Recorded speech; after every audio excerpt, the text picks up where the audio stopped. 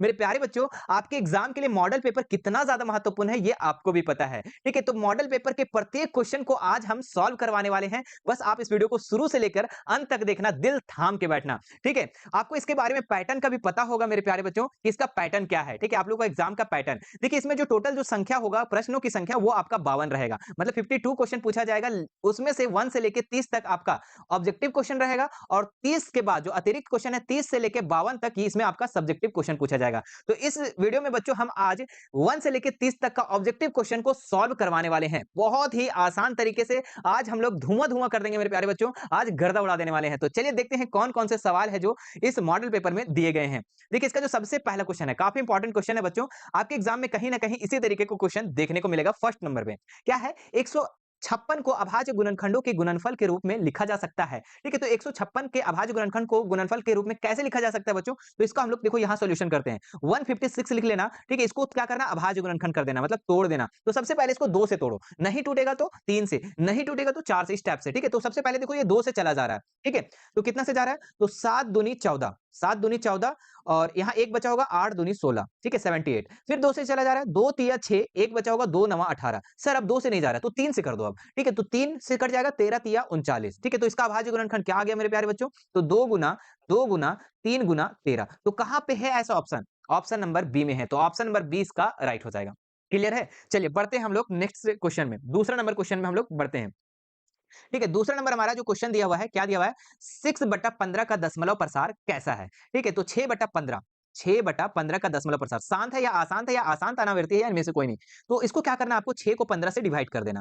ठीक है, तो यहाँ पे 15 लिखेंगे 6। अब देखो ये छोटा है तो यहाँ पे पॉइंट देंगे, तो 0 हो जाएगा। 15 45, 15 चौके 60। ठीक है, ये पूरा पूरी कट गया मेरे प्यारे बच्चों। अगर पूरा पूरी कट गया तो ये क्या हो जाएगा? शांत हो जाएगा। अगर पूरा पूरी नहीं कटता तो ये क्या होता? अशांत होता। लेकिन ये पूरा पूरी कट गया। क्लियर है? तो ये शांत में हो जाएगा ऑप्शन नंबर बी ए। ठीक है, और यही अगर आ जाता 0.3333 बार-बार आते रहता तो क्या होता? ये अशांत होता। लेकिन यहाँ पे क्या आ रहा है? 0.4 बस उतना ही आ रहा है तो शांत होगा। चलिए बढ़ते हैं नेक्स्ट क्वेश्चन में। क्या है? किसी बहुपद पीएक्स के लिए ग्राफ आकृति में दिया गया। आप देख सकते हैं ग्राफ। ठीक है, बहुपद के शून्यकों की संख्या निम्न में से चुनें। ठीक है, तो देखिए ये ग्राफ जो दिया बच्चों, एक एक्स अक्ष है और एक वाई अक्ष है। तो आपको बस कुछ नहीं देखना है, बस आंख बंद करके ये देखना है, आंख खोल करके देखना, सॉरी बंद करके मत देखना, आंख खोल करके देखना। आंख खोल कर ये देखना कि ये जो क्षैतिज रेखा है, जो एक्स वाला लाइन है, इसमें ये रेखा जो है कितना बार कटा है। तो देखो यहाँ पे 1 बार, 2 बार, 3 बार, 4 बार, तो इसका आंसर कितना हो जाएगा? 4। अरे भाई कितना आसान क्वेश्चन है, एकदम लॉलीपॉप सवाल है। अगर इसमें कोई नंबर नहीं उठा पाता है तो बेकार ही है फिर। ठीक है, चलो बढ़े आगे। चलिए नेक्स्ट क्वेश्चन देखते हैं अब हम लोग। क्या है? द्विघात बहुपद, द्विघात बहुपद x square minus 7x plus 12 के शून्यकों का योग निम्न में से चुनें। ठीक है, तो यहाँ पे द्विघात बहुपद आप लोग को इसका शून्यकों का योग निकालना है। क्या निकालना है? शून्यकों का योग। और शून्यकों का योग कैसे निकलता है? अल्फा प्लस बीटा, जिसका सूत्र क्या होता है? तो माइनस बी बाय ए। ठीक है, माइनस बी बाय ए होता है। जिसमें से आप देखो बच्चों यहाँ पे बी क्या है, तो यहाँ पे देख सकते हैं आप ए कितना है, तो एक्स के आगे जो होता है उसको ए कहते हैं, तो एक्स के आगे क्या है? कुछ नहीं। बी कितना है? तो बी जो है एक्स के पहले होता है, जो एक्स स्क्वायर के पहले होता है ए होता है, और जो एक्स के पहले होता है उसको हम लोग बी कहते हैं। तो ये बी हो गया। और सी कितना है? तो सी आपका 12 दिया हुआ है। ठीक है, अब यहाँ पे देखना है माइनस बी बाय ए, तो बी कितना है? तो माइनस 7 है, सॉरी यहाँ माइनस होगा, तो माइनस 7। ठीक है, और ये एक फॉर्मूला वाला माइनस है। और ए कितना है? तो 1 है। ठीक है, माइनस माइनस प्लस हो जाएगा तो कितना हो जाएगा? 7/1 इज इक्वल टू 7। तो इसका मतलब कि इसका शून्यकों का योग जो निकल जाएगा वो 7 निकल जाएगा। ऑप्शन नंबर बी इसका मार दो टिक और घर आ जाओ फिट, है ना? चलिए आगे बढ़ते हैं नेक्स्ट सवाल। क्या है? अगला सवाल हम लोग देखते हैं। 5वां नंबर, रैखिक समीकरण युग्म a1x b1y और c1 0, तो a2x b2 y और c2 बराबर 0 कोई हल नहीं होगा। क्या पूछ रहा है? कोई हल नहीं होगा। तो 3 कंडीशन होता है बच्चों। ठीक है, कि एक आपका जो होता है अद्वितीय हल, दूसरा जो होता है आपका बहुत सारे हल, अनेक हल, और तीसरा जो होता है कोई हल नहीं। तो इसमें से आपको बताना है कि कौन सा जो है आपका समीकरण युग्म जो है कोई हल नहीं होगा। तो देखिए पहला वाला जो आपका देख सकते हैं बच्चों, इसमें पहला वाला जो आप है इसमें देख सकते हैं, a1/a2 बराबर b1/b2 is not equal c1/c2। तो ये क्या होगा? इसमें कोई हल नहीं होगा। क्या होगा? इसमें कोई हल नहीं होगा। ठीक है, और यही चीज अगर बच्चों कि a1 a2 b1 b2 c1 c2 सब बराबर हो जाता तो क्या होता? अनेक हल होता। जैसे कि आप ऑप्शन नंबर सी में देख रहे हैं, इसमें क्या हो जाता? अनेक हल। ठीक है, और अगर बच्चों यहाँ पे a1 a2 b1 b2 नहीं मिलता, a1 a2 b1 b2 नहीं मिलता, ठीक है, c1 c2 मिले या ना मिले बात बरोबर है। ठीक है, ये नहीं होता तो इसका क्या होता? अद्वितीय हल। क्या होता? अद्वितीय हल। ठीक है, उम्मीद है कि आपको रिवीजन भी हो गया होगा। ठीक है, अब यहाँ पे सवाल क्या पूछा? कोई हल नहीं, तो कोई हल नहीं क्या होता है? a1 a2 b1 b2 मिलना चाहिए, लेकिन c1 c2 नहीं मिलना चाहिए, तो ये कोई हल नहीं होगा। ऑप्शन नंबर ए इसका राइट हो जाएगा। चलिए बढ़िया, अगला सवाल में हम लोग बिल्कुल आगे सवाल में हम लोग बढ़ते हैं। अगला सवाल जो है आपका बच्चों 6 नंबर, क्या है? समीकरण x माइनस वाई बराबर प्लस 9 बराबर 0 है, ठीक है? और 3x माइनस 2y प्लस 12 बराबर 0 है, ये निरूपित रेखाएं हैं। तो कैसा रेखाएं बच्चों? समपाती है, समांतर है, प्रतिच्छेदी है या लंबवत है? तो चलिए वही हम लोग A1 A2 वाला देखेंगे, ठीक है? चलो तो A1 A2 निकालते हैं हम लोग। A1 बटा A2, B1 बटा B2 और C1 बटा C2, ठीक है? इस तरीके से हम लोग लिख लेंगे। और A1 कितना है बच्चों? तो आपको पता होना चाहिए कि जो समीकरण 1 में होता है ना, उसमें होता है A1 B1 C1, और समीकरण जो 2 होता है A2 B2 C2। तो A1 x के आगे कुछ हो नहीं है, तो क्या होगा? 1। और A2 कितना है? तो वो समीकरण 2 में देखेंगे, तो x के आगे क्या है? 3, तो 3 हो जाएगा, ठीक है? B1 कितना हो जाएगा बच्चों? तो B1 आपका हो जाएगा, समीकरण 1 वाला में देखना है, y के पहले क्या है? 1। चलो पहले 1 ही वाला देख लेते हैं। C कितना है? C1, तो C1 आपका 9 है। बटा में आपका B2 कितना हो जाएगा? -2, और C2 कितना हो जाएगा? 12 हो जाएगा। ठीक है, बताओ दोनों तीनों बराबर हो रहा है क्या? नहीं बराबर हो रहा है सर, नहीं बराबर हो रहा है। फर्स्ट वाला ही नहीं मिल रहा है मेरे प्यारे बच्चों, तो इसका मतलब ये क्या हो गया? ये क्या हो जाएगा? प्रतिच्छेदी हो जाएगा। ठीक है, क्या हो जाएगा? प्रतिच्छेदी, मतलब कि A1 बटा A2 is not equal B1 बटा B2 जो होता है वो आपका प्रतिच्छेदी होता है। ठीक है ना? और जो सभी बराबर हो जाता है वो क्या होता है? समांतर होता है ना? नहीं, सब जो बराबर होता है वो आपका क्या होता है? समपाती। और जो A1 A2 B1 B2 मिले लेकिन C1 C2 ना मिले तो वो आपका समांतर होता है। ठीक है, चलो आगे बढ़ते हैं हम लोग नेक्स्ट सवाल में। इसको हटा देते हैं और नेक्स्ट सवाल को हम लोग सॉल्व करते हैं।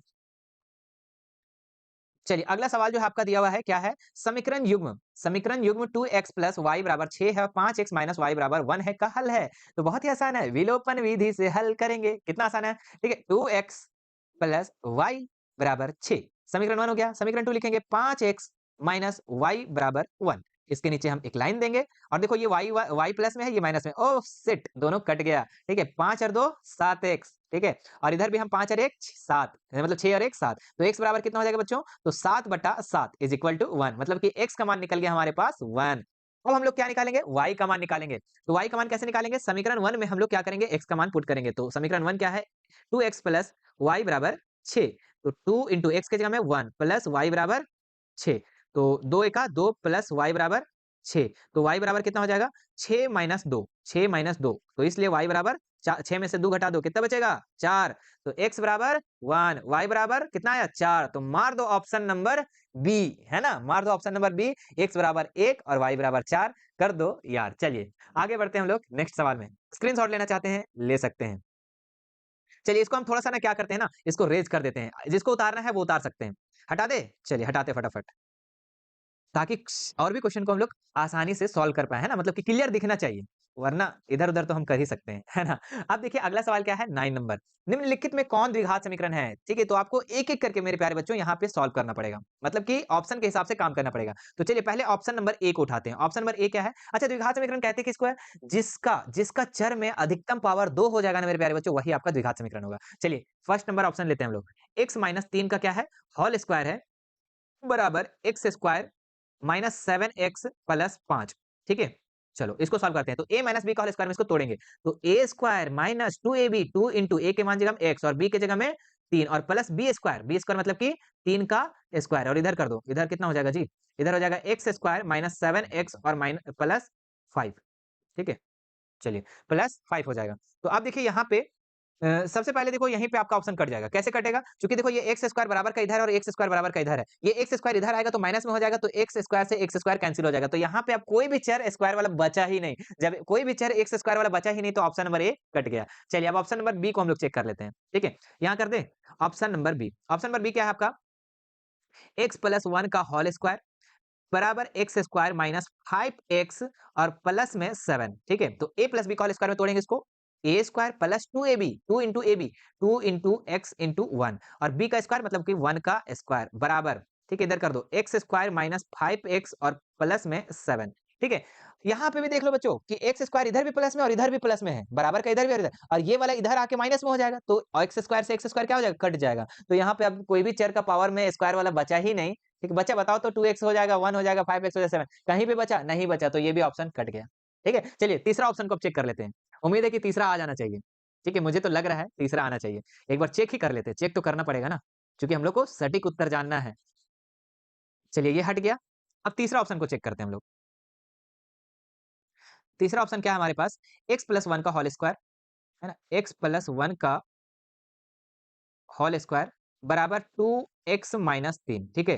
तो x प्लस 1 का होल स्क्वायर मतलब कि a स्क्वायर मतलब कि x square plus 2ab a 2x हो जाएगा और b का मान कितना हो जाएगा तो 1 का स्क्वायर, तो इसका कर देंगे 1 का स्क्वायर बराबर 2 को 1 से गुना करेंगे और 2 को 3 से गुना करेंगे तो 2x और 2 को 3 से गुना करेंगे 3 दूनी 6, ठीक है। अब देखो यहाँ पे कटने वाला चीज नहीं है, तो चलो इसको सॉल्व करते हैं। x स्क्वायर प्लस, लेकिन ये 2x और 2x कट जाएगा, क्यों? क्योंकि ये 2x प्लस में और इधर भी 2x प्लस में, इधर आके माइनस में हो जाएगा तो ये कैंसिल हो जाएगा, खत्म। तो यहाँ पे क्या बचा 1 का स्क्वायर, तो 1 और ये माइनस में 6 इधर आके किस में हो जाएगा प्लस में 6 हो जाएगा, किस में हो जाएगा प्लस में 6 बराबर 0। तो x स्क्वायर प्लस 7 मतलब कि मेरे प्यारे बच्चों ये आपका द्विघात समीकरण हो जाएगा। कैसे होगा? क्योंकि आपको हम बताए थे द्विघात समीकरण उसको कहते हैं जिसके चर का अधिकतम पावर कितना होना चाहिए 2 होना चाहिए, ठीक है। तो इसका अधिकतम चर है, यहाँ पे चर है एक्स वाई जेड है ना, चर है और इसका अधिकतम पावर 2 है, तो ये आपका द्विघात समीकरण हो जाएगा। ऑप्शन नंबर सी इसका बिल्कुल परम सत्य उत्तर हो जाएगा। चलिए आगे बढ़ते हैं हम लोग नेक्स्ट सवाल में, ठीक है। नेक्स्ट सवाल आपका क्या दिया है मेरे प्यारे बच्चों? नेक्स्ट जो सवाल दिया हुआ आपका कि द्विघात समीकरण x square plus 7x plus 6 बराबर 0 के मूलों की प्रकृति निकालना है, ठीक है। क्या करना है? मूलों की प्रकृति निकालना है, ठीक है। तो यहाँ पे आपको बच्चों d का मान निकालना होगा, ठीक है। क्या मान निकालना होगा? d का मान निकालना होगा। d का फॉर्मूला होता है b स्क्वायर माइनस 4ac, ठीक है ना। जहां पे आप देख सकते हैं बच्चों a क्या है, ठीक है। यहाँ पे हम लिखते हैं a कितना दिया हुआ है तो एक्स स्क्वायर के पहले a होता है, तो उसके पहले क्या है कुछ हो नहीं तो 1। अच्छा b कितना दिया हुआ है तो b आपका x के पहले तो 7 और c कितना दिया हुआ है तो c आपका 6 है। चलो बैठाते हैं मान यहाँ पे हम लोग b स्क्वायर मतलब कि b कितना है 7, तो 7 का कर देंगे स्क्वायर माइनस 4 इंटू a का मान, a का मान 1 तो 1 लिख देंगे और c का मान 6 तो 6 लिख देंगे, ठीक है। 7 7 49 6 चौके 24, ठीक है। तो 49 में से 24 घटा देंगे कितना बचेगा 25 बचेगा, कितना बचेगा 25, मतलब d का वैल्यू निकल गया 25 निकल गया मेरे प्यारे बच्चों। d का वैल्यू कितना निकल गया 25। अब बताओ इसमें वास्तविक और समान होगा, वास्तविक और असमान होगा, या फिर समान होगा या फिर वास्तविक नहीं होगा, ठीक है। तो जब मेरे प्यारे बच्चों d का मान बड़ा होगा जब 0 से तो वास्तविक और असमान होगा। क्या होगा? वास्तविक और असमान होगा, ठीक है। d का मान बड़ा है ना 0 से, बिल्कुल, तो ये वास्तविक और असमान यानी ऑप्शन नंबर 20 का राइट हो जाएगा, ठीक है। अच्छा बच्चों अगर d का मान 0 आ जाता तो क्या लिखते? अगर d का मान अगर यहाँ पे 0 आ जाता तो वो आपका समान में हो जाता। क्या हो जाता? वो समान में हो जाता। अच्छा अगर d का मान छोटा होता, माइनस में आ जाता, 0 बड़ा हो जाता, ठीक है। डी जो है 0 से छोटा हो जाता मतलब कि माइनस में जब आ जाता तो क्या लिखते?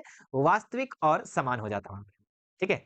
इसका काल्पनिक हो जाएगा, ठीक है। सॉरी यहाँ वास्तविक नहीं, काल्पनिक और समान हो जाएगा, या वास्तविक नहीं भी लिख सकते हैं इसको। तो याद रखिएगा इस चीज को, ठीक है, कि डी का मान जब बड़ा आएगा तो वास्तविक और असमान होगा, मतलब कि उसका मान जो होगा ना, उसका जो आंसर आएगा, जो मूल आएगा वो अलग अलग आएगा। और जब 0 आएगा डी का मान तो वो वास्तविक आएगा और उसका जो मूल आएगा एक ही आएगा, ठीक है। तो चलिए इसको भी आप लोग उतार लेना। आगे देखते हैं नेक्स्ट सवाल। यदि द्विघात समीकरण x square minus 4x plus के बराबर 0 है तो मूल समान हो तो के का मान निकालना है, ठीक है। के का मान कैसे निकलेगा? के का मान तो बहुत ही आसान है, मूल समान है। मूल समान कब बोले थे बच्चों? समान कब बोले थे? जब d का मान 0 हो। ऊपर बताया था ना अभी कि मूल समान निकलेगा जब d का मान 0 होगा। तो मूल समान कब होता है? जब d का मान 0 होता है। और d का फॉर्मूला क्या होता है? b स्क्वायर माइनस 4ac बराबर 0। अब देखो यहाँ पे आपका a कितना दिया हुआ है, चलो यहाँ लिख लेते हैं। a कितना दिया हुआ है? एक्स स्क्वायर के पहले कुछ नहीं है तो 1। b कितना दिया हुआ है? तो b आपका देखिए x के पहले है तो कितना है? -4 है। ध्यान देना है यहाँ पे माइनस प्लस को, ठीक है। और c कितना है? सर c की जगह में कुछ नहीं, k है तो k लिख दो, ठीक है। b स्क्वायर b कितना है जी? 4, तो -4 का कर देंगे स्क्वायर -4 इंटू a का मान कितना है जी? 1 और c का मान k बराबर 0। चलिए 4 चौके 16 -4 को 1 से गुना करेंगे तो 4 और k से गुना करेंगे तो 4k बराबर 0, है ना। और बन गए आप हीरो, है ना। -4k। अब ये 16 जो है इधर आके कि माइनस में हो जाएगा बराबर का इधर में, क्योंकि प्लस में है ना जी तो माइनस में आ जाएगा। तो -16 से -16 माइनस से माइनस कैंसिल, तो क्या बच गया यहाँ पे? k बराबर 16 और ये 4 इधर आके डिवाइड में हो गया तो 4 चौके 16 4 4 जा 16 यानी k का मान आ गया 4। k का मान कितना आ गया? 4 आ गया, ठीक है। तो मार दो ऑप्शन सी, मार दो ऑप्शन सी। क्लियर है? आगे बढ़े नेक्स्ट सवाल हम लोग। चलिए नेक्स्ट सवाल बढ़ने से पहले बच्चों आप लोग को हम एक चीज कहेंगे, ठीक है, कि आप लोग को थकना नहीं है, ठीक है, तैयारी करना है, ठीक है। उसके लिए मैं बोलना चाहता हूं कि हाँ वह मंजर भी आएगा, ठीक है। क्या बोले हम? हाँ वह मंजर भी आएगा, प्यासे के पास खुद समंदर भी आएगा। बस थक कर ना बैठ ए मंजिल के मुसाफिर, मंजिल भी मिलेगी और मिलने का मजा भी आएगा। तो मेरे प्यारे बच्चों आपको थकना नहीं है, ठीक है। आपको मंजिल जरूर मिलेगी, आपको धैर्य रखना है, ठीक है, आपको पेशेंस रखना है, ठीक है, और तैयारी जबरदस्त तरीके से करना है। चलिए 12 नंबर में आ जाओ, ठीक है। 12 नंबर क्या है? एपी दिया हुआ है 24 21 18 का सारवंतर निकालना है, मतलब डी का मान निकालना है मेरे प्यारे बच्चों। डी का मान सारवंतर, ठीक है। तो डी का फॉर्मूला होता है आपका ये चैप्टर में डी का फॉर्मूला होता है A2 माइनस A1, ठीक है।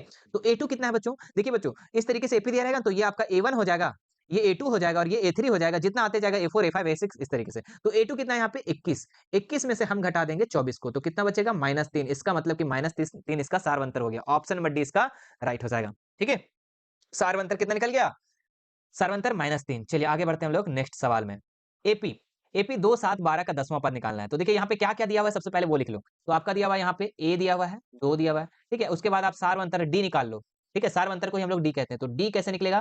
तो इसमें से हम क्या करेंगे, A2 में से A1 को घटा देंगे। तो 7 में से हम 2 को घटा देंगे, कितना बचेगा? 5 बचेगा, ठीक है? ये ए मान निकल गया और डी का मान निकल गया। अब आपको 10वां पद निकालना है, तो 10वां पद का फॉर्मूला क्या होता है? ए ए 10 बराबर क्या होता है? इसका फॉर्मूला होता है a प्लस 10 बोला है ना, तो 9d, अगर 11 बोलेगा तो 10d, एक कम, ठीक है? तो यहाँ कितना हो जाएगा? 9d, ठीक है? इसी तरीके से अगर a 12 बोलेगा तो कितना होगा? a प्लस 11d, है ना? याद रखना। तो a कितना मान दिया हुआ है? 2, 9 और d का मान कितना आया था? 5 आया था। तो 2 प्लस 9 बचे 45, 45 और 2 कितना हो गया जी? 45 और 2 कितना हो गया? तो 47 हो गया। तो 47 इसका आंसर हो जाएगा। 47 कहाँ पे है? Option number B. तो ऑप्शन नंबर बी इसका मार दो टिक। चलिए, आगे बढ़ते हैं हम लोग। अच्छा, एक क्वेश्चन आप लोगों को होमवर्क में हम दे रहे हैं, ठीक है? कि अगर यहाँ पे इस तरीके से एपी दिया हुआ रहता और यहाँ पे 12वां पद निकालने बोलता, क्या बोलता? 12वां पद, तो इसका आंसर कितना होता? चलो कमेंट करके बता दो, अगर 12वां पद बोलता तो। ठीक है, देखते हैं कितने लोग इसका आंसर करते हैं। सभी लोग आंसर करेंगे अगर आप तैयारी कर रहे हो मैट्रिक बोर्ड परीक्षा 2024 का तो। ठीक है, कंजूसी करोगे, फंसोगे। ठीक है, चलिए 14 नंबर में आइए। क्या है? समरूप त्रिभुज के संगत कोण क्या होते हैं? तो बराबर होते हैं, याद रखिएगा। समरूप त्रिभुज के संगत कोण बराबर होते हैं। ठीक है? चलिए आगे देखते हैं हम लोग नेक्स्ट सवाल। समरूप, आगे देखते हैं हम लोग अगला 15 नंबर। क्या है? त्रिभुज एबीसी में यदि डीई समांतर बीसी दिया हुआ है, जैसे कि आप त्रिभुज यहाँ पे देख रहे हैं कि एबीसी त्रिभुज है, जिसमें से आपका डीई जो भुजा है, ये वाला भुजा बीसी का क्या है? समांतर है। ठीक है, जिसमें बीडी का मान दिया हुआ है कितना? 7.2, तो इसका मान दिया हुआ है 7.2। एई का मान दिया हुआ है 1.8, तो यहाँ लिख देंगे 1.8 और ईसी का मान दिया हुआ है 5.4, तो यहाँ लिख देंगे ईसी का मान 5.4। आपको एडी का मान निकालना है मेरे प्यारे बच्चों, इसका मान निकालना है। ठीक है, तो इसका भी मान हम लोग बहुत ही आसान से निकालने वाले हैं। ठीक है, देखिए एक फार्मूला होता है, ठीक है, एक प्रमेय होता है, प्रमेय 6.1, परमेय 6.1 ये क्या कहता है? ये परमेय 6.1 कहता है कि अगर त्रिभुज में डीई समांतर बीसी है, तो ये जो होगा ना, ये भुजा जो अन्य भुजा है वो अनुपातिक में होगा। तो अनुपातिक कैसे होगा? तो एडी बटा, ठीक है, एडी बटा बीडी, एडी बटा बीडी बराबर एई बटा ईसी, एई बटा ईसी। ठीक है? चलो, आप देखो एडी का मान कितना दिया हुआ है? सर एडी का मान नहीं दिया हुआ, तो एडी की जगह में एडी लिख देंगे। बीडी का मान कितना दिया हुआ है? ठीक है, बीडी का मान 7.2 दिया हुआ है, तो 7.2 लिख देंगे। और यहाँ पे एई का मान, तो एई का मान दिया हुआ है 1.8, तो 1.8 और ईसी का मान 5.4। ठीक है, तो ये पॉइंट से पॉइंट कट गया, 18 का 18, 18 तिया 54। ठीक है, तो यहाँ पे कितना हो गया? आप देखो यहाँ क्रॉस मल्टीपल कर देंगे। ठीक है, तो 3 को एडी से गुना करेंगे, कितना हो जाएगा? 3 एडी। ठीक है, और यहाँ पे 7.2 को 1 से गुना करेंगे तो 7.2।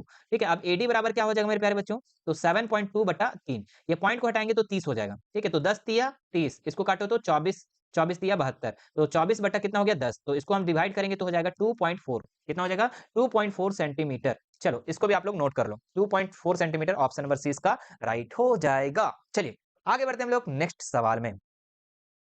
ठीक है, अगला सवाल जो है बच्चों आप लोगों का, क्या है? एबीसी त्रिभुज एबीसी में एबी 6√3 है सीएम है, एसी 12 सीएम है, बीसी 6 सेंटीमीटर है, तो कोण बी का मान निकालना है। ठीक है, तो देखिए यहाँ पे आपको एक त्रिभुज दिया हुआ है। ठीक है, मैं यहाँ सॉल्व कर दूं नीचे।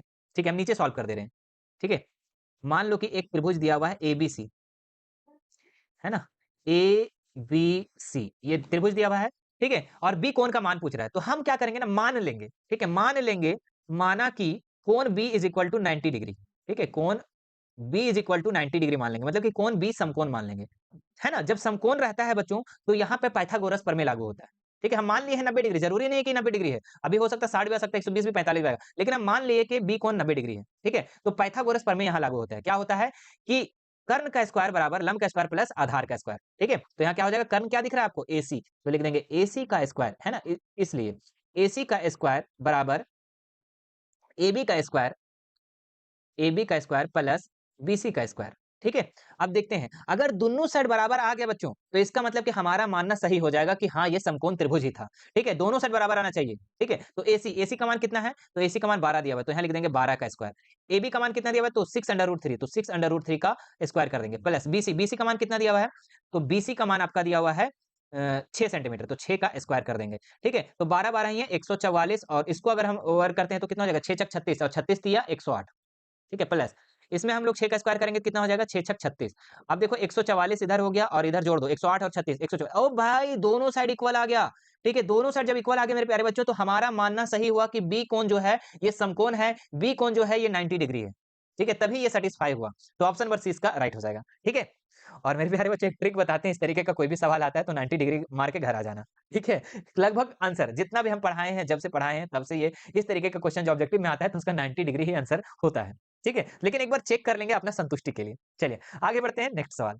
अच्छा, नेक्स्ट सवाल तो हमारा यहीं पे है, ठीक है? तो इसको हम सबसे पहले ना मिटा देते हैं, अच्छा रहेगा, देखने में अच्छा लगेगा, है ना? नोट कर लेंगे, ठीक है? वीडियो को पीछे भी करके आप नोट कर सकते हैं, कोई दिक्कत वाली बात नहीं है। चलो मेरे भाई, अगला क्वेश्चन देखते हैं। अगला क्वेश्चन हमारा क्या दिया हुआ है? तो दिया हुआ है बिंदुओं 2, 3 और 4, 1 के बीच दूरी निकालना है, ठीक है? तो 2 बिंदु दिया गया है यहाँ पर, ठीक है? 2 बिंदु यहाँ पे दिया हुआ है, 2 और 3, 1 बिंदु, दूसरा बिंदु आपका है 4 और 1, ठीक है?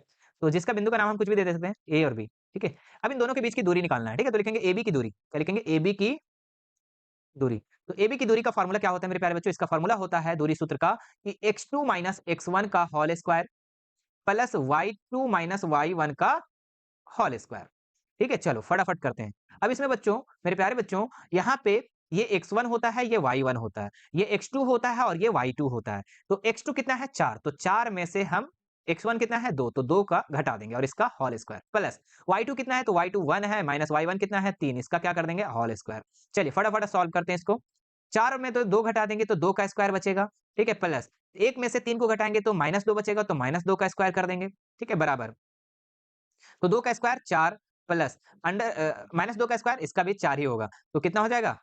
4 और 4 8 ठीक है? और 8 को अगर हम लोग तोड़ना चाहे बच्चों, ठीक है? 8 को अगर हम लोग तोड़ना चाहे तो कैसे तोड़ सकते हैं इसको? 2 गुना 2 गुना 2 ठीक है? अब 2 का पेयर 1 हम बाहर निकाल देंगे, ठीक है? तो कितना निकल जाएगा? 2 बाहर निकल गया। अब के ठो बचा? 1 ही ठो बचा अंदर में, तो 1 अंडर रूट 2 अंदर हो जाएगा, ठीक है? तो 2 अंडर रूट 2 इसका आंसर हो जाएगा, 2 अंडर रूट 2 मात्रक मात्रक में लिखते हैं हम लोग दूरी का सूत्र में, है ना? चलिए, कहाँ पे है 2 अंडर रूट 2 तो ये है आपका ऑप्शन नंबर डी में, ठीक है? तो ऑप्शन नंबर डी इसका राइट हो जाएगा। चलिए, नोट करना चाहते हैं, नोट कर सकते हैं। आगे बढ़ते हैं मेरे प्यारे बच्चों, अगला सवाल। बिंदुओं बिंदुओं 2, 5 और 4 और 7 के मिलाने वाले रेखाखंड का मध्य बिंदु है, ठीक है? इसका क्या निकालना है आपको? मध्य बिंदु, ठीक है? चलिए, इसका मध्य बिंदु भी हम लोग यहाँ पे ही निकालते हैं, ठीक है? पहले इसको थोड़ा-सा क्या करते हैं ना, इसको हटा देते हैं ताकि आपको क्लियर दिखना चाहिए, है ना? इसको हटा देते हैं, यहाँ पे हम बना देते हैं। ठीक है? टेंशन मत लेना कि सर ऑप्शन ही हटा दे रहे हैं, नहीं। यहाँ पे आपको हम क्लियर दिखने के लिए आपको हम यहाँ पे हटा दिए। चलिए, हाँ, तो इस दोनों के बीच 2 बिंदु दिया हुआ है बच्चों यहाँ पे, ठीक है? क्या-क्या दिया हुआ है आपका? सबसे पहला बिंदु दिया हुआ है 2 और 5, ठीक है? दूसरा बिंदु आपका जो दिया हुआ है 4 और 7, ठीक है? जिसमें से हम नाम दे सकते हैं ए, बी और इसमें बोल रहा है कि मिलाने वाले रेखाखंड का मध्य बिंदु निकालना बोल रहा है, मतलब किसके बीच बीच वाला बिंदु निकालना है, मतलब पी का आपको निकालना है, ठीक है? मान लिया पी का निकालना है, तो पी का एक्स और वाई निकालना है, ठीक है? तो मध्य बिंदु का निर्देशांक क्या होता है पता है बच्चों? मध्य बिंदु का निर्देशांक का एक फ़ॉर्मूला होता है, ठीक है? क्या होता है? फ़ॉर्मूला, मध्य बिंदु का निर्देशांक, ठीक है? तो मध्य बिंदु का निर्देशांक का फ़ॉर्मूला क्या होता है? तो इसका फ़ॉर्मूला होता है कि हम किसका मान निकाल रहे हैं? p का xy, तो p का xy लिख देंगे यहाँ पे, बराबर में लिखेंगे x1 प्लस x2 बटा 2, ठीक है? और y का निकालना रहेगा तो y1 प्लस y2 बटा 2, ठीक है? तो x1 कितना है यहाँ पे देख सकते हैं आप, देखिए ये x1 y1, x2 y2, x1 कितना है? तो 2 है, प्लस x2 कितना है? तो x2 आपका 4 है, तो 4 लिख देंगे बटा 2।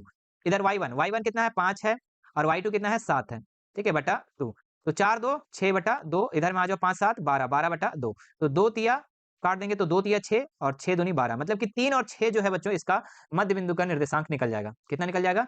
3 और 6 ठीक है? मैंने यहाँ पे कितना लिख दिया हूँ? 3 लिख दिया हूँ। 3 और 6 ठीक है? कहाँ पे है सर? ऑप्शन नंबर सी, तो ऑप्शन नंबर सी इसका राइट हो जाएगा। चलिए नोट करना चाहते हैं, नोट कर सकते हैं। मध्य बिंदु का निर्देशांक याद रखना, ठीक है? नहीं याद रखोगे तो फँस जाओगे।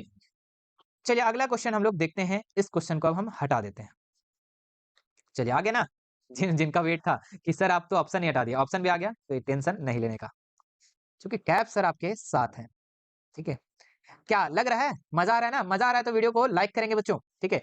मज़ा आ रहा है तो लाइक करेंगे ज़रूर इस वीडियो को, ठीक है? और सभी बंदों को शेयर कर देंगे।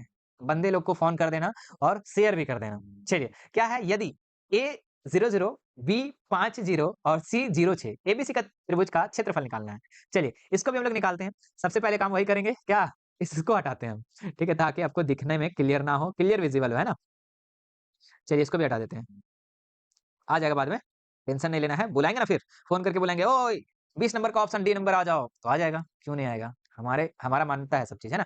चलिए, अब देखिए यहाँ पे क्या है, त्रिभुज एबीसी का क्या निकालना है? क्षेत्रफल निकालना है। तो त्रिभुज सबसे पहले हम बना लेते हैं, ठीक है? ए, बी, सी, ठीक है? तो ए का निर्देशांक जो दिया हुआ है बच्चों 0 और 0, ठीक है? बी का निर्देशांक दिया हुआ है 5 और 0 और सी का निर्देशांक दिया हुआ है 0 और 6, ठीक है? चलो, अब देखो इसको कैसे सॉल्व करना है। एक सबका निर्देशांक हो गया, तो इसका एक फ़ॉर्मूला होता है। इसका क्या होता है? एक फ़ॉर्मूला होता है मेरे प्यारे बच्चों, ठीक है? क्या होता है त्रिभुज का क्षेत्रफल का फ़ॉर्मूला?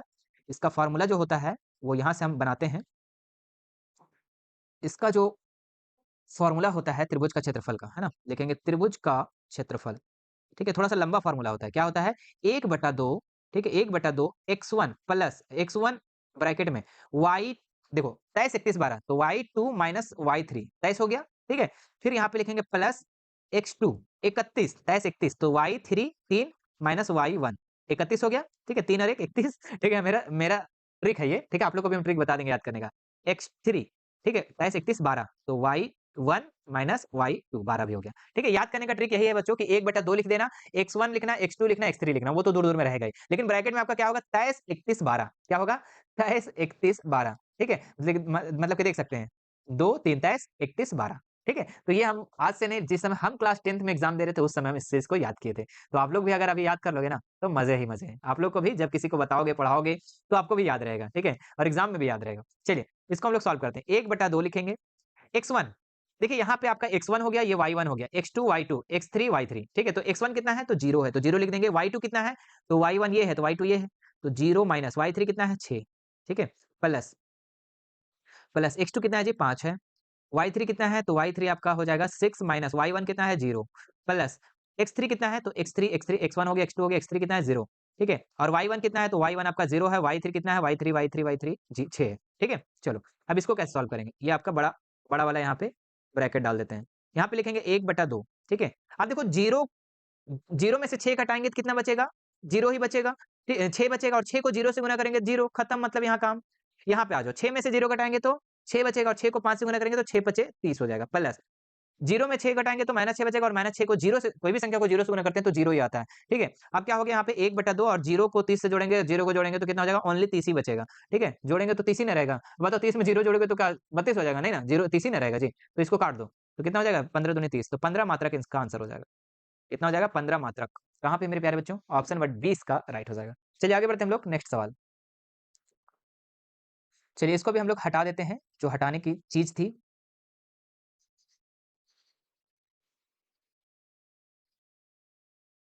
चलिए इसको हम लोग पहले हटा देते हैं, है ना? मिटा दो ना भाई, ठीक है? हमारा रेज़र इस यही है, ठीक है? यहाँ पे रेज़र तो काम नहीं कर रहा है, तो ये एक ही चीज़ से सारा काम हो जा रहा है ना? चलो, मज़ा आ रहा है ना भाई? मज़ा आ रहा है ना आप लोगों को मेरे प्यारे बच्चों? अगला देखिए नेक्स्ट सवाल, 20 नंबर, क्या है? यदि sin A बराबर 3/5 हो तो tan A का मान होगा, ठीक है? तो चलो ये भी बहुत आसान है, ठीक है? सबसे पहले हम क्या करेंगे, इसको साफ दिखने के लिए इसको हटाएँगे हम। चलो अब सॉल्व करते हैं हम लोग। क्या है यहाँ पे? दिया हुआ है आपका sin 3/5 ठीक है? क्या दिया हुआ है? sin A बराबर 3/5 ठीक है? और साइन का फ़ॉर्मूला क्या होता है? तो इसका फ़ॉर्मूला होता है लंब बटा कर्ण। क्या होता है? लंब बटा कर्ण। तो लंब आपका 3 निकल गया और कर्ण निकल गया 5। आपको क्या निकालना है मेरे प्यारे बच्चों? आधार निकालना है। ठीक है? क्या निकालना है? आधार बराबर वाट। आधार हम लोग कैसे निकालेंगे? पाइथागोरस प्रमेय से। ठीक है? पाइथागोरस प्रमेय से। चलिए यहाँ पे सॉल्व करते हैं। कर्ण का फ़ॉर्मूला क्या होता है? कर्ण जो पाइथागोरस का प्रमेय का फ़ॉर्मूला क्या होता है? होता है इसका कर्ण का स्क्वायर बराबर लंब का स्क्वायर और प्लस आधार का स्क्वायर, प्लस आधार का स्क्वायर। ठीक है? अब देखिए यहाँ पे कर्ण, कर्ण कितना दिया हुआ है? 5 तो लिख देंगे यहाँ पे 5 का स्क्वायर बराबर लंब, लंब कितना दिया हुआ है? तो 3 दिया हुआ है, तो 3 का कर देंगे हम यहाँ पे स्क्वायर प्लस आधार, आधार यहाँ पे आपका मेरे प्यारे बच्चों नहीं दिया हुआ है, तो हम आधार की जगह में लिख देंगे यहाँ पे आधार ही। ठीक है? 5 का स्क्वायर करेंगे तो कितना हो जाएगा? 25 हो जाएगा और 3 का स्क्वायर करेंगे तो 9 हो जाएगा प्लस आधार का स्क्वायर। ठीक है? प्लस आधार का स्क्वायर। तो 25 ये 9 इधर आके किस में हो जाएगा? प्लस में, इधर आके माइनस में हो जाएगा बराबर आधार का स्क्वायर। ठीक है, 25 में 9 घटाओगे कितना बचेगा? 16 बचेगा, इधर बचेगा आधार का स्क्वायर। ये स्क्वायर जब इधर आ जाएगा बच्चों तो अंडर रूट में 16 हो जाएगा। किसमें हो जाएगा? अंडर रूट 16 में हो जाएगा, ठीक है, आधार। तो 16 का वर्गमूल कितना होता है? 4 होता है। तो इसका मतलब कि आधार जो निकल गया मेरे प्यारे बच्चों, वो निकल गया 4। ठीक है, अब आपको क्या मान निकालना था? 10 का मान निकालना था। तो 10 का फार्मूला क्या होता है? ठीक है, 10 का फार्मूला क्या होता है? 10 का फार्मूला होता है आपका लंब बटा आधार। ठीक है, तो लंब कितना निकला था? नम लम लम लम लम 3 दिया हुआ था और आधार अभी हम लोग जस्ट निकाले कितना? 4। तो 3/4 इसका आंसर हो जाएगा। कहाँ पे? Option number C. Option number C इसका बिल्कुल राइट हो जाएगा। कोई दिक्कत है? नहीं। स्क्रीनशॉट लेना चाहते हैं, स्क्रीनशॉट ले सकते हैं। आप उतारना चाहते हैं तो वीडियो को पॉज़ करके उतार सकते हैं। चलिए, आगे देखते हैं हम लोग 21 नंबर। 21 21 नंबर जो है बच्चों, ठीक है, क्या है? 21 नंबर 2 sin a, ठीक है, यहाँ से बनाते हैं ऊपर से थोड़ा-सा। थोड़ा-सा इसको क्या करते हैं? ऊपर से बनाते हैं। 2 sin a बराबर दिया हुआ है 1, है ना? 2 sin a बराबर 1 दिया हुआ है, sin स्क्वायर a दिया हुआ है, ठीक है? 1। तो यहाँ पे हम क्या करेंगे? 2 को हम इधर ले आएँगे, तो sin स्क्वायर यहाँ पे बच जाएगा, sin स्क्वायर a, तो यहाँ पे क्या हो जाएगा? 1/2, ठीक है? ये 2 इंटू में इधर आके डिवाइड में हो गया। अब ये स्क्वायर को हम उधर जब ले जाते हैं बच्चों, तो आपको पता है कि जो भी संख्या होता है वो अंडर रूट में हो जाता है। तो लिखेंगे sin a बराबर अंडर रूट 1/2, ठीक है? तो आप बताओ sin a बराबर क्या हो जाएगा? 1 का वर्गमूल निकालेंगे तो 1 हो जाएगा और 2 का वर्गमूल नहीं निकलेगा, इसलिए यहाँ पे अंडर रूट 2 लगा देंगे। कोई दिक्कत? नहीं। अब sin a अंडर रूट 1/√2 किसका वैल्यू होता है बच्चों? ठीक है, 1/√2 किसका वैल्यू होता है? तो ये होता है आपका sin 45 का। तो यहाँ लिख देंगे sin 45। ये sin से sin कट जाएगा बच्चों, तो a का मान आ जाएगा आपका 45। कितना मान आ जाएगा? a का मान 45। ठीक है, तो ऑप्शन नंबर 20 का राइट हो जाएगा। चलिए उतार लीजिए फटाफट आप लोग। आगे क्वेश्चन हम लोग देखते हैं, नेक्स्ट सवाल। अगला जो सवाल दिया हुआ है 22 नंबर जो आपका दिया हुआ है, कोस 48। देखिए कितना लॉलीपॉप सवाल है, ठीक है? इस तरीके का सवाल 110% आप लोग एग्जाम में रहने वाला है। कोस 48 माइनस साइन 42 का मान होगा, ठीक है? चलो इसको सॉल्व करते हैं। क्या दिया हुआ है? कोस 48 माइनस साइन 42, ठीक है? तो इसको हम लोग क्या करेंगे ना, किसी एक को चेंज कर देंगे। तो यहाँ लिखेंगे कोस 48 को हम लोग लिख सकते हैं 90 माइनस 42। बिल्कुल सर, चूंकि 90 में से 42 को घटाएंगे 48 ही बचेगा, माइनस साइन 42, ठीक है? और देखिए cos 90 minus 42 is equal to क्या होता है? साइन 42। मतलब cos 90 minus theta is equal to sine theta. तो साइन थीटा का मान 42 माइनस साइन 42। तो साइन 42 में से हम साइन 42 को घटा देंगे, क्या बचेगा मेरे प्यारे बच्चों? 0 बचेगा। तो ऑप्शन नंबर 20 का राइट हो जाएगा। चलिए आगे देखते हैं नेक्स्ट सवाल। भूमि के एक पाद बिंदु से मीनार की पाद बिंदु से ऊंचाई 30 सेंटीमीटर की दूरी पर है। मीनार के शिखर का उन्नयन कोण 30 डिग्री है। तो मीनार की ऊंचाई क्या होगा? ठीक है, मीनार की ऊंचाई निकालना है। चलिए बनाते हैं हम लोग मीनार की ऊंचाई फटाक से। इसको हटा देते हैं ताकि यहाँ हमको जगह मिल जाए थोड़ा-सा, ठीक है? ताकि हम आप लोग को अच्छे से बता सकें। चलिए इसको कैसे बनाना है वो समझिएगा। सबसे पहले देखो बच्चों, यहाँ पे भूमि से एक मीनार बिंदु दिया हुआ है। मतलब कि भूमि एक है यहाँ पे मान लो, ठीक है? और इस बिंदु से मीनार का पाद बिंदु, ये आपका मान लो मीनार है, ठीक है? यहाँ से पाद बिंदु मतलब कि इसका जड़, है ना? इसका जड़, ठीक है? यहाँ पे पाद बिंदु की दूरी कितना है? 30 है और इसका उन्नयन कोण जो है मेरे प्यारे बच्चों, वो कितना दिया हुआ है? 30 दिया हुआ है। हाँ, 30 डिग्री दिया हुआ है, ठीक है? ये आपका 30 मीटर और ये 30 डिग्री। तो हम यहाँ पे क्या करेंगे? एबीसी मान लेंगे एबीसी, ठीक है? अब यहाँ लिखेंगे माना मीनार की ऊँचाई, ऊँचाई। क्या मान लेंगे मीनार की ऊँचाई को? एबी, ठीक है? चलो, तो अब इसको देखिए यहाँ हम लोग सॉल्व करेंगे। देखिए एबी है और बीसी है। तो एबी और बीसी जो है बच्चों, मतलब लंब और आधार किस चीज़ में आता है? लंब और आधार किस चीज़ में आता है? लंब बटा जो आधार आता है, ये कहाँ पर आता है? तो लंब बटा जो आधार आता है मेरे प्यारे बच्चों, ये आता है 10 में। किसमें आता है? 10 में। और डिग्री का मान कितना दिया हुआ है? 30, ठीक है? तो लंब कितना दिया हुआ है? लंब आपको नहीं दिया हुआ है सर, तो लंब की जगह में आपको एबी लिख देना है, ठीक है? और आधार कितना दिया हुआ है? तो आधार बीसी है जो कि आपका दिया हुआ है कितना? 30 बराबर 10 30 का मान कितना होता है? तो इसका मान होता है 1/√3, ठीक है? अब इसको यहाँ से हम क्रॉस मल्टीपल कर देंगे। तो √3 को एबी से गुना करेंगे तो √3 एबी हो जाएगा और बराबर 30 हो जाएगा। तो एबी बराबर क्या हो जाएगा हमारे पास? 30/√3। अब यहाँ पे हम देखो किसी भी तरीके से मेरे प्यारे बच्चों, आंसर कभी भी √3 जो है, मतलब कि बटा में कभी √3 नहीं होना चाहिए। तो इसको हम लोग क्या करेंगे? हर का परिमेयकरण करेंगे, ठीक है? चलो इसको कैसे करेंगे? तो 30/√3 जो दिया हुआ है ना, √3 को ऊपर और नीचे दोनों से गुना कर देंगे, ठीक है? इसका यही रूल ही है। एबी। तो कितना हो जाएगा? देखिए यहाँ पे 30 √3 हो जाएगा और √3 को √3 से गुना करेंगे तो ओनली 3। तो 30 से इसको काट देंगे 3 से तो 10 तिया 30, मतलब कि इसका एबी की जो ऊंचाई निकल जाएगा वो 10 √3 हो जाएगा। अतः ठीक है, नीचे आप लिख सकते हैं अतः मीनार की ऊंचाई 10 √3। लेकिन यहाँ तो लिखना नहीं, आपको तो ऑप्शन टिक करना है। तो ऑप्शन क्या मारेंगे? Option number C. चलिए इसका भी आप लोग स्क्रीनशॉट लेना चाहते हैं तो ले सकते हैं। चलिए अगला जो सवाल दिया हुआ है बच्चों आप लोगों का, क्या दिया हुआ है कि एक वृत्त की कितनी स्पर्श रेखाएं हो सकती है? तो एक वृत्त की मेरे प्यारे बच्चों बहुत सारी स्पर्श रेखाएं हो सकती है, ठीक है? एक वृत्त की बहुत सारी स्पर्श रेखाएं हो सकती है, मतलब कि अनंत। ऑप्शन नंबर सी इसका राइट हो जाएगा। चलिए आगे देखते हैं नेक्स्ट सवाल। यदि टीपी टीक्यू केंद्र ओ वाले किसी वृत्त की दो स्पर्श रेखाएं इस प्रकार है कि कोण पीओक्यू 110 डिग्री है, तो कोण पीटीक्यू बराबर है। ठीक है, मतलब कि यहाँ पे आप देख सकते हैं बच्चों कि आपका ओ केंद्र वाले एक वृत्त है और इससे दो स्पर्श रेखाएं गई है ना? पीटी और पीटी, पीक्यू, टीक्यू, पीटी और टीक्यू। और यहाँ इस तरीके से है कि यहाँ पे पीओक्यू जो है बच्चों, ये वाला 110 डिग्री दिया हुआ है, तो इसका मान पूछ रहा है। तो आपको मेरे प्यारे बच्चों याद रखिएगा, जब भी इस तरीके का चित्र रहेगा, 2 स्पर्श रेखा रहेगा, तो ये वाला कोण, वृत्त का केंद्र वाला यहाँ वाला कोण और यहाँ वाला कोण दोनों मिला के 180 होना चाहिए। कितना होना चाहिए? 180 होना चाहिए। तो यहाँ बताओ 110 है तो यहाँ कितना हो जाएगा? 70। सिंपल सी बात है, ऑप्शन नंबर 20 का राइट हो जाएगा। ठीक है?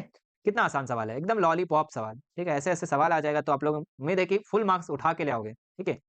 अगला सवाल क्या है? यदि एक वृत्त का परिमाप और क्षेत्रफल संख्यात्मक रूप से बराबर है, तो उस वृत्त की त्रिज्या है। चलिए, ये भी सवाल अच्छा है। मतलब कि संख्यात्मक रूप से दोनों बराबर है। क्या-क्या? वृत्त का क्षेत्रफल, ठीक है? वृत्त का क्षेत्रफल और वृत्त का परिमाप जो है, ये क्या है? बराबर है। तो वृत्त का क्षेत्रफल क्या होता है? पाई आर स्क्वायर होता है, बराबर। वृत्त का परिमाप क्या होता है? 2 पाई आर होता है। ठीक है? तो देखो पाई स्क्वायर को हम लोग लिख सकते हैं पाई आर आर, मतलब कि 2 ठो आर लिख सकते हैं कि नहीं? बिल्कुल। यहाँ पे इसको लिख सकते हैं 2 गुना पाई गुना आर, बिल्कुल लिख सकते हैं। ठीक है? मतलब सबको गुना में लिख दो। ये देखो ये आर से आर कैंसल हो जाएगा और पाई से भी पाई कैंसल हो जाएगा। तो क्या बचेगा यहाँ पे? आर ओनली बचेगा और यहाँ पे 2 बचेगा। मतलब कि त्रिज्या का मान कितना निकल गया? 2 मात्रक निकल गया। ऑप्शन नंबर ए इसका राइट हो जाएगा। बताइए कितना आसान सवाल है। आगे बढ़ते हैं हम लोग नेक्स्ट सवाल में।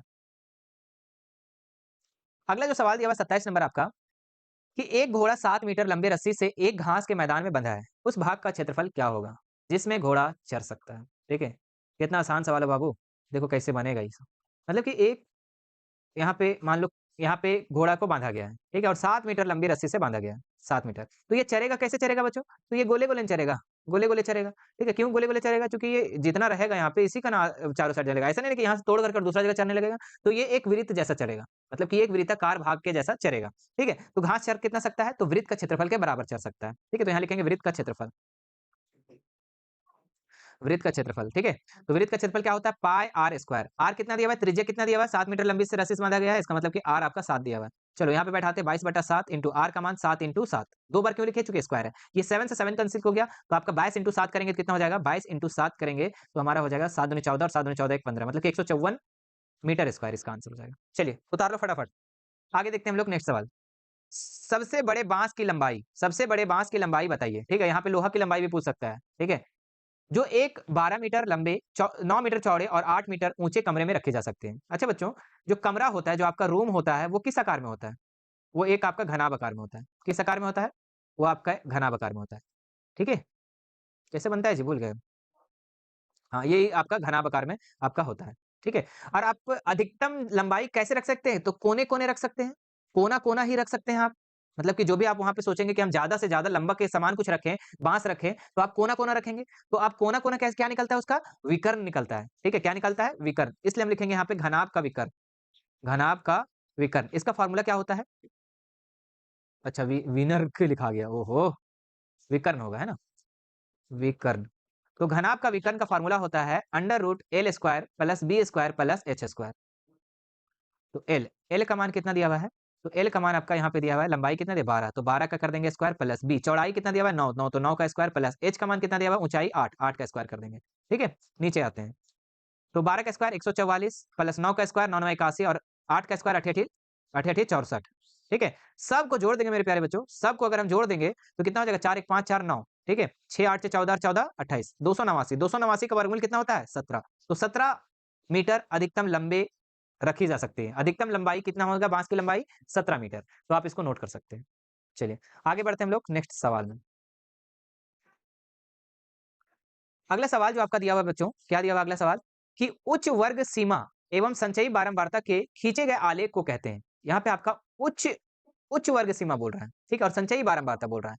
तो इससे खींचे गए आलेख को क्या कहते हैं? तो ये से कम प्रकार का त्वरण कहते हैं। क्या कहते हैं? से कम प्रकार का त्वरण कहते हैं। और यही बोलता कि निम्न वर्ग सीमा अगर बोलता तो ये आपका अधिक प्रकार का त्वरण हो जाता। ठीक है? लेकिन उच्च वर्ग सीमा और संचयी बारंबारता के साथ बोलेगा तो आपको लिखना है से कम प्रकार का त्वरण। याद रखिएगा। ठीक है? चलिए, आगे देखते हैं हम लोग जो कि लास्ट सवाल है मेरे प्यारे बच्चों इस मॉडल पेपर का। निम्नलिखित में कौन-सी संख्या किसी घटना की प्रायिकता नहीं हो सकती है? तो इसमें से आपको बताना है कौन-सी घटना जो है प्रायिकता नहीं हो सकता है। तो याद रखिएगा, 1 से बड़ा कभी भी प्रायिकता नहीं होता है। 1 से बड़ा प्रायिकता कभी नहीं होता है ना? और माइनस में कभी भी प्रायिकता नहीं होता है, ठीक है? और बटा में हो सकता है, परसेंटेज में हो सकता है, पॉइंट में हो सकता है। जब भी प्रायिकता होगा बच्चों 0 और 1 के बीच में होगा, ठीक है? 0 और 1 के बीच में, तो 2/5 दिया हुआ है, ठीक है? तो इसका अगर हम लोग वैल्यू निकालेंगे तो 5 चौके 20 हो जाएगा, मतलब कि ये आपका प्रायिकता हो सकता है। 1.5 अरे यही तो ऑप्शन मिल गया, ऑप्शन नंबर 2।